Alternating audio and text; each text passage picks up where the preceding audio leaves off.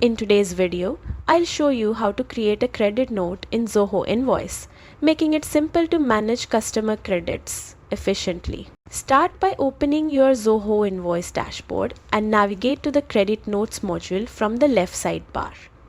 Once inside, click the plus new button at the top right corner to begin creating a credit note. Next, select the customer you are issuing the credit note to from your existing list. Set the date for the credit note to ensure accurate record keeping.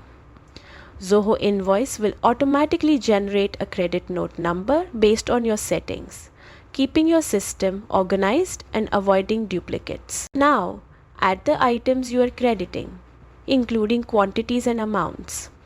Accuracy here is key, as it directly impacts the total of the credit note.